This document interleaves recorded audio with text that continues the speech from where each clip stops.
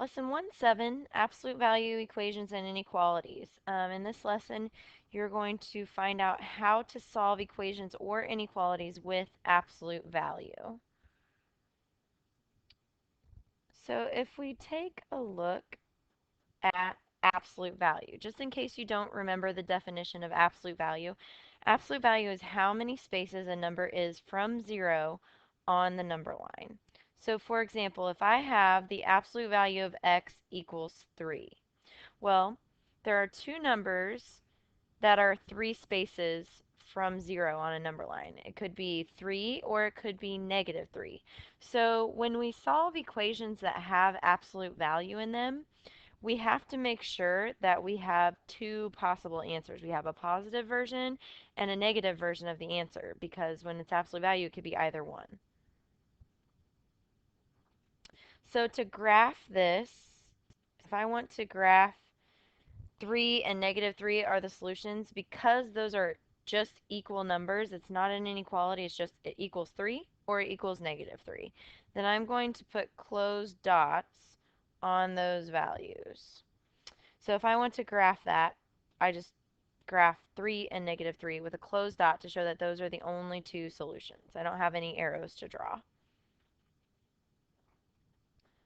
All right, now when you're solving an equation that has absolute value with it, for example, the absolute value of x plus 5 equals 11. The first thing that you need to know is you always want to get the absolute value portion by itself before you start doing anything.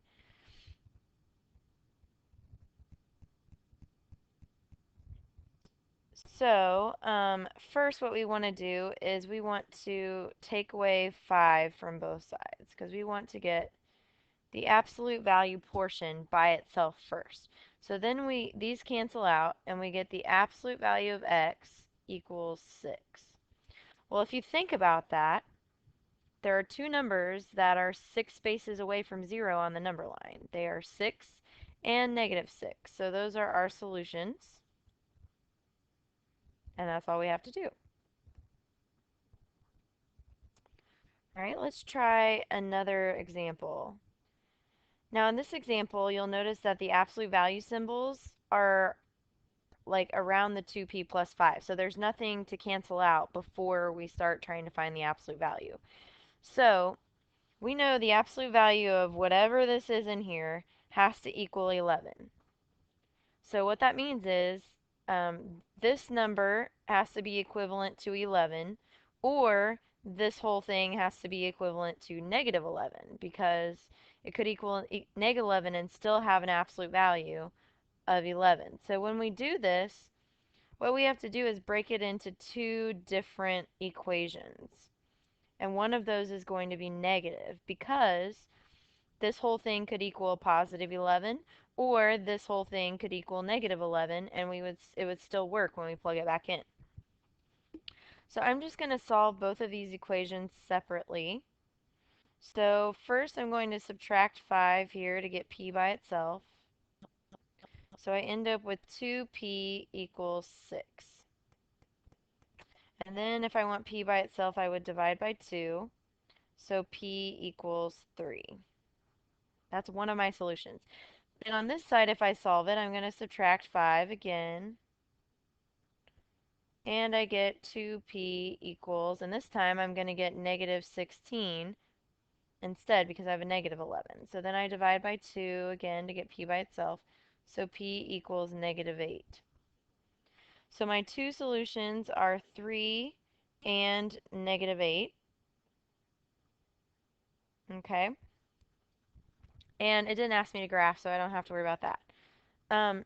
Now here, so that would be everything for that example. On this one, an extraneous solution. You guys may have not heard of this term yet, so let's go over the definition for that. An extraneous solution is when we work it out and the solution is correct, but when we plug it back in, it does not satisfy the original equation. So for example, if I did this last example and I checked my answer with 3 and it didn't work, then I would know that that is an extraneous solution. And you will be asked to do that on the test, so you need to make sure that you know how to check your answers on these. So we're going to practice that. So first we have the equation, the absolute value of 2x plus 12 equals 4x. So again, first you want to make sure that the stuff in the absolute value is by itself, and it is. There's nothing else on this left-hand side to cancel out. So now I know that whatever's in this absolute value equation can equal 4x, or it could equal negative 4x and still be the same distance from 0 on the number line. So first I need to plug in, I need to separate this into two separate equations. I have to have one that equals 4x, and I have to have one that equals negative 4x. So what I'm going to do is I'm going to solve both of these equations separately again. Now, in this type of example, I have x's on both sides of the equal sign. So I need to cancel one of them out, and I like to cancel out the smaller one. So I'm going to subtract 2x from both sides. And so these cancel out, and I end up with 12 equals 2x. So if I divide by 2 to get x by itself, then I get 6 equals x. And over here, I can do the same thing. If I add 4x, it's going to leave me with nothing over here, so I'm going to go ahead and subtract 2x again, even though it's going to give me a negative number. So I end up with 12 equals negative 6x. And I would divide by negative 6 to get x by itself. So I end up with negative 2 equals x. So my solutions are negative 2 and positive 6. Now let's check our answers to see if either of these is extraneous. So to check your answer, what you're going to do is you're going to go back to the original equation with the absolute value and everything, and you're going to plug in a 6 every place that you see an x. So let's do that first. So we have the absolute value of 2 times 6 plus 12 equals 4 times 6. So if we work this out, 2 times 6 is 12, plus 12 equals 24. And this side, 4 times 6 also equals 24. And then if I do the absolute value of 24 is 24. So that works. Now let's do the same thing, but we're going to plug in our other solution, x equals negative 2. So in the same places that you see the 6's, let's plug in negative 2 and see if it works. So if we plug in negative 2, 2 times negative 2 would be negative 4, and negative 4 plus 12 would be 8. So we get the absolute value of 8. And then on this side, 4 times negative 2 equals negative 8. And the absolute value of 8 does not equal negative 8 because absolute value is always positive. So we would say that the solution, x equals negative 2, is extraneous because when we plug it in, it doesn't work. So you could just like go back up to here where you solved it, and you could just put extraneous right here, maybe cross it out. Okay? All right, let's go back up to some more examples. So now we're going to get into solving absolute value inequalities. We just did equations, but now we have inequalities. So the difference between those is you're going to break it into separate inequalities, just like you did with the equations. But this time, the negative one, you're also going to flip the symbol. Okay, so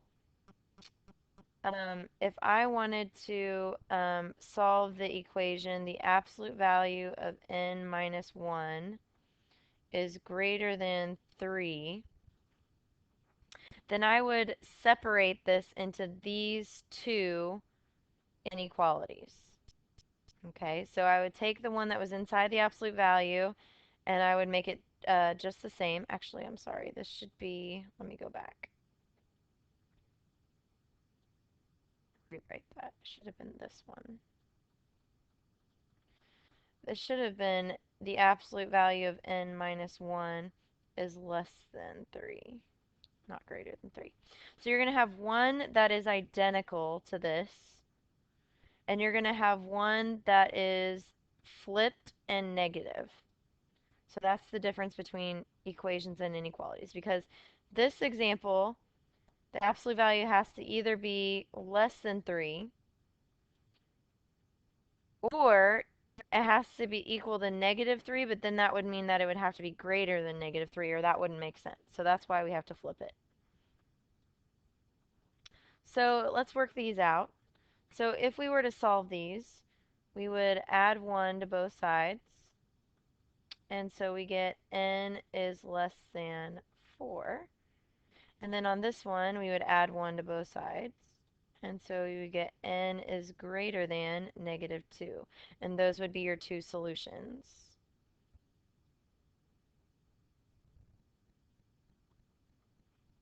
All right, let's try another one. So let's solve the absolute value of v minus 3 is greater than or equal to 4. And this time they want us to graph the solutions. So again, since it's an absolute value, we're going to break it into two separate inequalities. And on the second one, we have to flip the symbol over to make it less than or equal to, and we have to make it -4. So we're going to do that first. So we have one that's identical and one that is less than or equal to, flipped, and negative. And make sure that once you split it into these two things, you take off the absolute value symbols. So from here, we're going to solve it. So we would add 3 to both sides. And so we end up with v is greater than or equal to 7. And then here we're going to add 3 to both sides. And so we end up with v is less than or equal to -1. And we're going to graph both solutions. So if we look at this one, greater than or equal to 7. So I can find 7, and then I have to decide if it's opened or closed. And it would be closed because it has the bar underneath. And then this one's going to point to the right, but I'm going to check this one first. So then I have v is less than or equal to -1, and so that would be a closed dot on the -1. And this one points to the left because it's less than, so they would separate from each other like this. All right, if you guys would take a few minutes to write your summary, then I will see you next time in class. Thank you.